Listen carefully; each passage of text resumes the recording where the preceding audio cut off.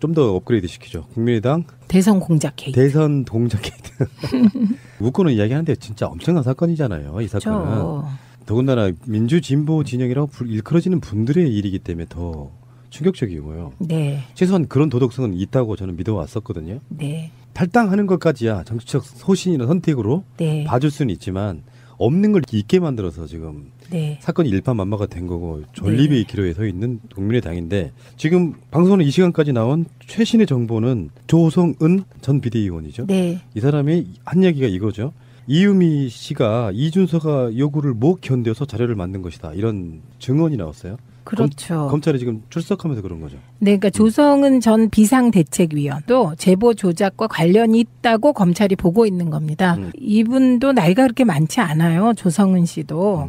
제가 이번 이 사건을 보면서 이유미도 그렇고 이준서도 그렇고 이분들이 그 카이스트 대학원 나와서 나름 벤처 기업도 해보고 이러면서 괜찮은 분들이었습니다. 그러니까 어떤 조건에서 그렇게 괜찮았던 청년들이 이런 일을 저질렀거나 이런 일에 개입됐거나 이렇게 됐는지 요즘은 그 구조적인 요인이 뭘까 요거를 좀 생각하게 되었습니다.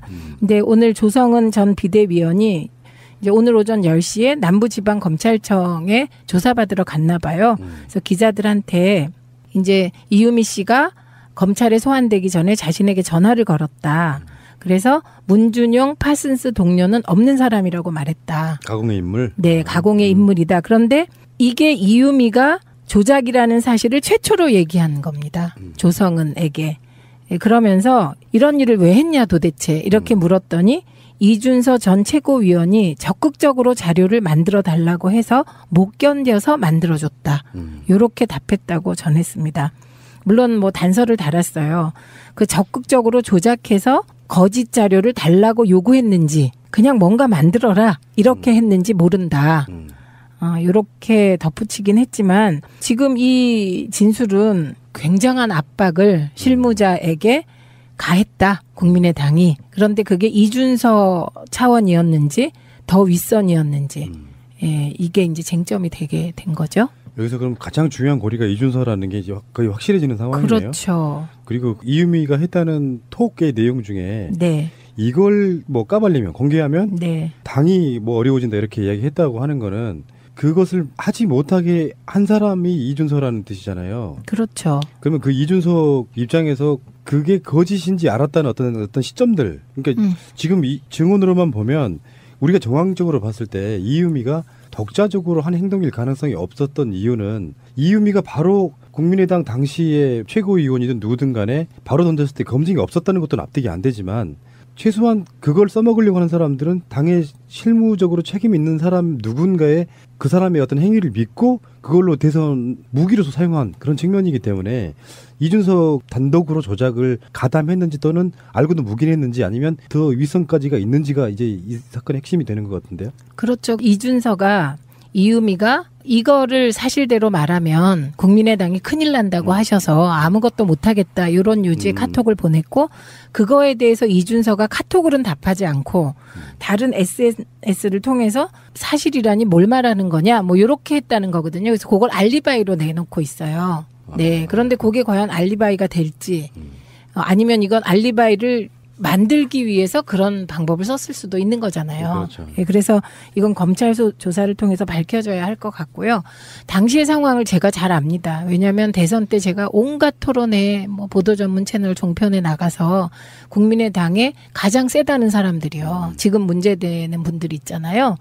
그 대변인 라인 그쪽과 계속 토론을 했잖아요. 거기에 강현재 변호사도 있었고 김철근 대변인도 있었고 그다음에 장진영 변호사도 있었고 그다음에 김성호 부단장도 저하고 토론했어요. 근데 그때 분위기는 뭐였냐면요. 뭔가 국민의당이 일사불란하게 그 문준용 건을 가지고 공세를 취하겠다는 태도였어요. 그리고 말하는 내용도 똑같았어요. 우선 토론회에 나오시면 남의 말을 안 들으세요. 그냥 일방적으로 따따따따따 하시고 거짓말을 막 하시고 그러면 왜 거짓말을 하냐 그럼 또 화내시면서 막 이런 이게 그때 반복된 패턴이었거든요. 토론회에서. 그러니까 그건 뭐냐면 이게 이제 안철수 후보가 뚜벅이 유세를 하게 되는 건 그동안의 유세가 너무 공중전을 하면서 그 안철수답지 못했다. 그래서 안철수다운 프로그램을 만든 게 뚜벅이 유세예요. 그러면서 안철수 전 후보는 그때 네거티브 하지 않겠다고 발표를 해요. 그리고 뚜벅이 유세를 해요. 그런데 거꾸로 당은 사실은 네거티브를 그때부터 더 세게 했거든요. 그러니까 이거는 후보와 당을 분리하면서 뭔가 막판 스파트를 해보자는 전략적인 판단.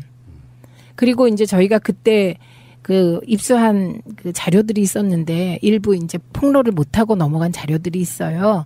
그 자료 중에 하나가 뭐가 있었냐면 국민의당이 다른 당의 그 하부 조직들을 어떻게든 이렇게 그 잘해서 우리 쪽으로 데려오자 이런 기획 내용이 담긴 제보가 있었어요. 그런데 그거를 시기를 놓쳐서 저희가 폭로를 못했는데 그러니까 겉으로는 뚜벅이 유세로 새정치 모드로 돌아가면서 안 후보는 뒤로는 대대적인 네거티브가 있었던 거거든요. 그래서 그 네거티브의 핵심 포인트가 뭐였냐? 그게 문준영이었고요.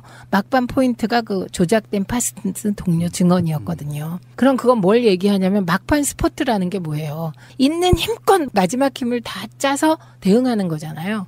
그러니까 이거는 이준서 혼자 그렇게 하자고 한 게 아니고 국민의당의 막판 선거 전략이었습니다.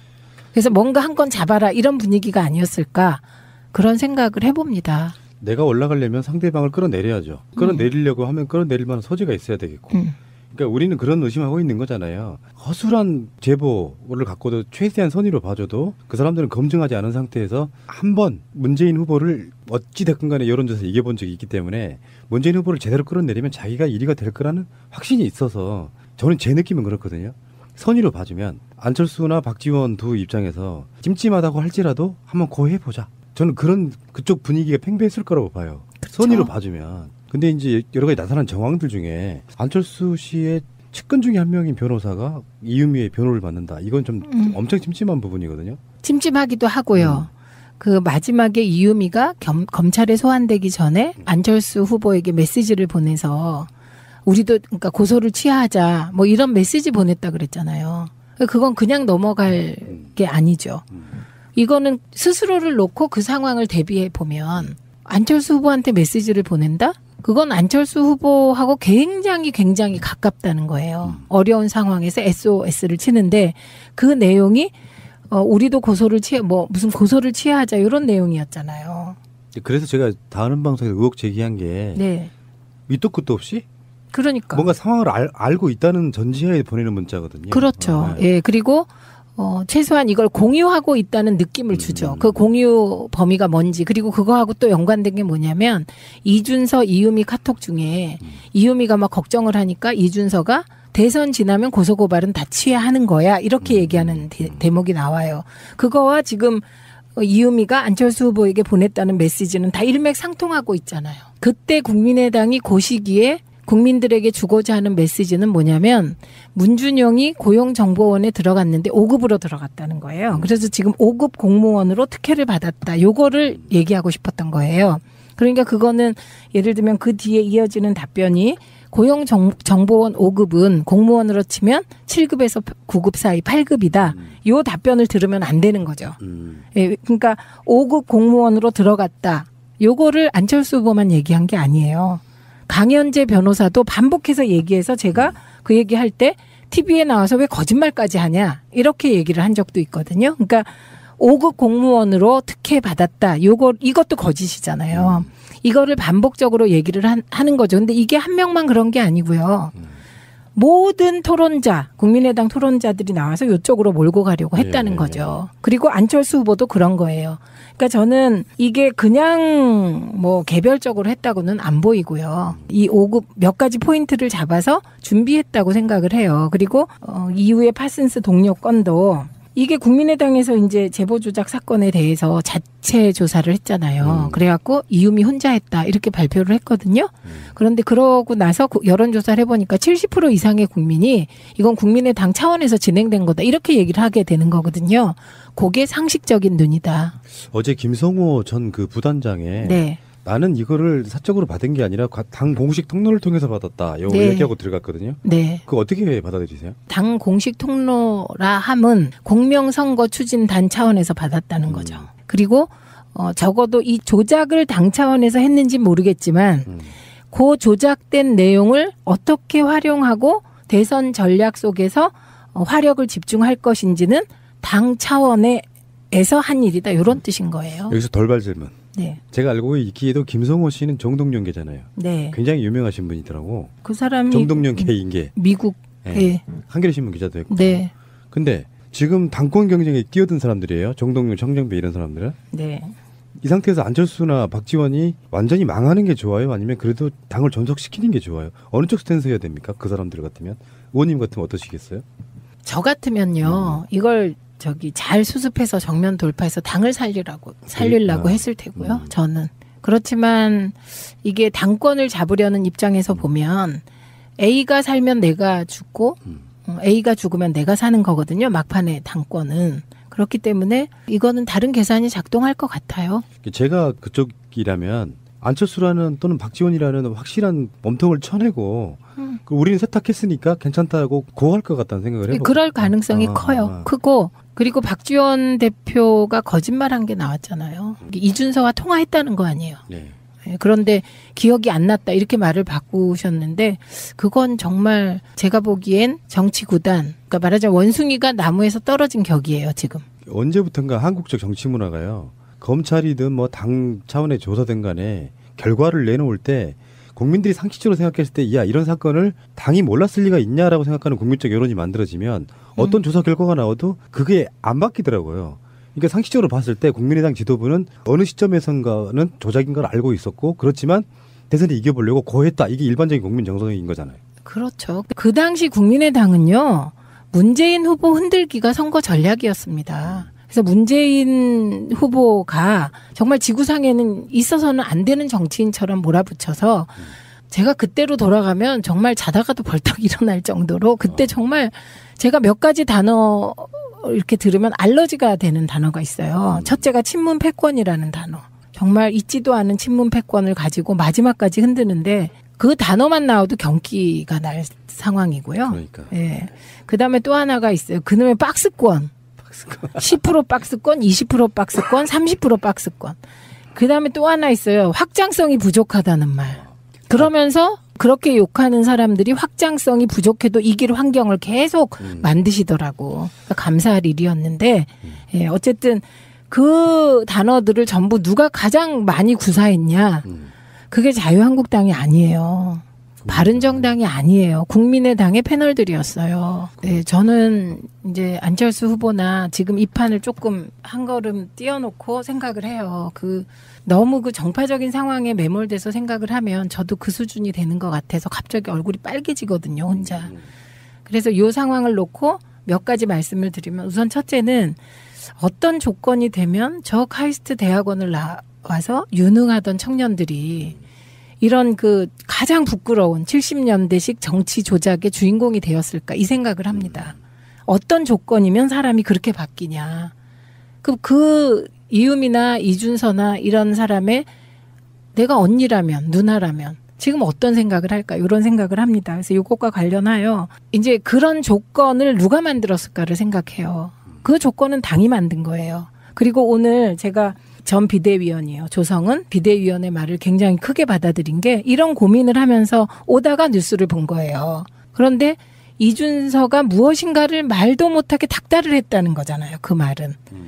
그래서 직접 그런 거짓이라도 만들어라고 말을 했을 수도 있고 아니면 내가 뭔가 조작을 안 하면 내가 이 문화에서는 살아남기 힘들겠구나라는 그런 절박함 속에 이유미가 빠졌다는 거 아니잖아요.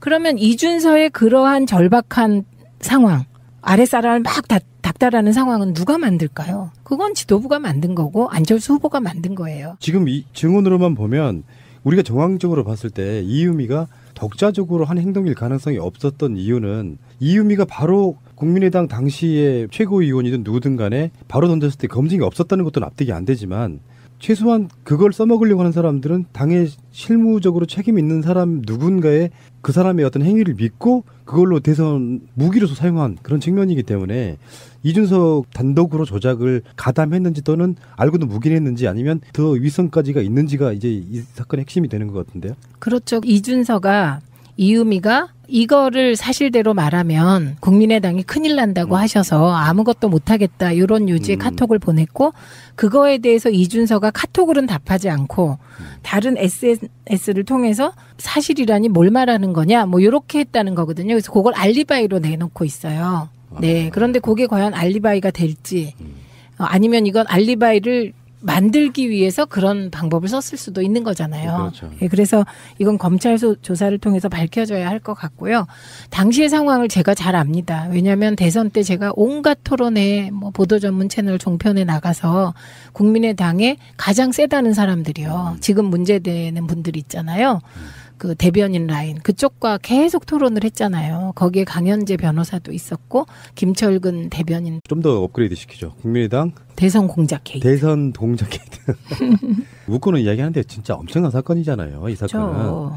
더군다나 민주 진보 진영이라고 일컬어지는 분들의 일이기 때문에 더 충격적이고요. 네. 최소한 그런 도덕성은 있다고 저는 믿어왔었거든요. 네. 탈당하는 것까지야 정치적 소신이나 선택으로 네. 봐줄 수는 있지만 없는 걸 있게 만들어서 지금 네. 사건이 일파만파가 된 거고 존립의 네. 기로에 서 있는 국민의당인데 지금 방송은 이 시간까지 나온 최신의 정보는 조성은 전 비대위원이죠. 네. 이 사람이 한 이야기가 이거죠. 이유미 씨가 이준서가 요구를 못 견뎌서 자료를 만든 것이다. 이런 증언이 나왔어요. 그렇죠. 검찰이 지금 출석하면서 그런 거죠. 네, 그러니까 조성은 전 비상대책위원도 제보 조작과 관련이 있다고 검찰이 보고 있는 겁니다. 이분도 나이가 그렇게 많지 않아요. 조성은 씨도. 제가 이번 이 사건을 보면서 이유미도 그렇고 이준서도 그렇고 이분들이 그 카이스트 대학원 나와서 나름 벤처 기업도 해보고 이러면서 괜찮은 분들이었습니다. 그러니까 어떤 조건에서 그렇게 괜찮았던 청년들이 이런 일을 저질렀거나 이런 일에 개입됐거나 이렇게 됐는지 요즘은 그 구조적인 요인이 뭘까 요거를 좀 생각하게 되었습니다. 근데 오늘 조성은 전 비대위원이 이제 오늘 오전 10시에 남부지방검찰도 있었고 그다음에 장진영 변호사도 있었고 그다음에 김성호 부단장도 저하고 토론했어요. 근데 그때 분위기는 뭐였냐면요. 뭔가 국민의당이 일사불란하게 그 문준용 건을 가지고 공세를 취하겠다는 태도였어요. 그리고 말하는 내용도 똑같았어요. 우선 토론회에 나오시면 남의 말을 안 들으세요. 그냥 일방적으로 따따따따따 하시고 거짓말을 막 하시고 그러면 왜 거짓말을 하냐 그럼 또 화내시면서 막 이런 이게 그때 반복된 패턴이었거든요. 토론회에서. 그러니까 그건 뭐냐면 이게 이제 안철수 후보가 뚜벅이 유세를 하게 되는 건 그동안의 유세가 너무 공중전을 하면서 그 안철수답지 못했다. 그래서 안철수다운 프로그램을 만든 게 뚜벅이 유세예요. 그러면서 안철수 전 후보는 그때 네거티브 하지 않겠다고 발표를 해요. 그리고 뚜벅이 유세를 해요. 그런데 거꾸로 당은 사실은 네거티브를 그때부터 더 세게 했거든요. 그러니까 이거는 후보와 당을 분리하면서 뭔가 막판 스파트를 해보자는 전략적인 판단. 그리고 이제 저희가 그때 그 입수한 그 자료들이 있었는데 일부 이제 폭로를 못하고 넘어간 자료들이 있어요. 그 자료 중에 하나가 뭐가 있었냐면 국민의당이 다른 당의 그 하부 조직들을 어떻게든 이렇게 그 잘해서 우리 쪽으로 데려오자 이런 기획 내용이 담긴 제보가 있었어요. 그런데 그거를 시기를 놓쳐서 저희가 폭로를 못했는데 그러니까 겉으로는 뚜벅이 유세로 새정치 모드로 돌아가면서 안 후보는 뒤로는 대대적인 네거티브가 있었던 거거든요. 그래서 그 네거티브의 핵심 포인트가 뭐였냐? 그게 문준영이었고요. 막판 포인트가 그 조작된 파스트 동료 증언이었거든요. 그럼 그건 뭘 얘기하냐면 막판 스포트라는 게 뭐예요? 있는 힘껏 마지막 힘을 다 짜서 대응하는 거잖아요. 그러니까 이거는 이준서 혼자 그렇게 하자고 한 게 아니고 국민의당의 막판 선거 전략이었습니다. 그래서 뭔가 한 건 잡아라 이런 분위기가 아니었을까 그런 생각을 해봅니다. 내가 올라가려면 상대방을 끌어내려야죠. 끌어내리려고 하면 끌어내릴 만한 소지가 있어야 되겠고. 그러니까 우리는 그런 의심하고 있는 거잖아요. 허술한 제보를 갖고도 최대한 선의로 봐줘도 그 사람들은 검증하지 않은 상태에서 한번 문재인 후보를 어찌됐건 간에 여론조사에서 이겨본 적이 있기 때문에 문재인 후보를 제대로 끌어내리면 자기가 1위가 될 거라는 확신이 있어서 저는 제 느낌은 그렇거든요. 선의로 봐주면 안철수나 박지원 두 입장에서 찜찜하다고 할지라도 한번 고해보자. 저는 그쪽 분위기가 팽배했을 거라고 봐요. 그렇죠. 선의로 봐주면. 근데 이제 여러 가지 나타난 정황들 중에 안철수 씨의 측근 중에 한 명인 변호사가 이유미의 변호를 받는다. 이건 좀 엄청 찜찜한 부분이거든요. 찜찜하기도 하고요. 그 마지막에 이유미가 검찰청에 조사받으러 갔나 봐요. 그래서 기자들한테 이제 이유미 씨가 검찰에 소환되기 전에 자신에게 전화를 걸었다. 그래서 문준용 파슨스 동료는 없는 사람이라고 말했다. 가공의 인물? 네, 가공의 인물이다. 그런데 이게 이유미가 조작이라는 사실을 최초로 얘기한 겁니다. 조성은에게. 그러면서 이런 일을 왜 했냐 도대체 이렇게 물었더니 이준서 전 최고위원이 적극적으로 자료를 만들어 달라고 해서 못 견뎌서 만들어줬다. 이렇게 답했다고 전했습니다. 물론 뭐 단서를 달았어요. 그 적극적으로 조작해서 거짓 자료를 달라고 요구했는지 그냥 뭔가 만들어라 이렇게 했는지 모른다. 이렇게 덧붙이긴 했지만 지금 이 진술은 굉장한 압박을 실무자에게 가했다. 국민의당이. 그런데 그게 이준서 차원이었는지 더 윗선이었는지 이게 이제 쟁점이 되게 된 거죠. 여기서 그럼 가장 중요한 고리가 이준서라는 게 이제 거의 확실해지는 상황이네요. 그렇죠. 그리고 이유미가 했다는 톡의 내용 중에 네. 이걸 뭐 까발리면 공개하면 네. 당이 뭐 어려워진다 이렇게 이야기했다고 하는 거는 그것을 하지 못하게 한 사람이 이준서라는 뜻이잖아요. 그렇죠. 그러면 그 이준석 입장에서 그게 거짓인지 알았다는 어떤 시점들, 그러니까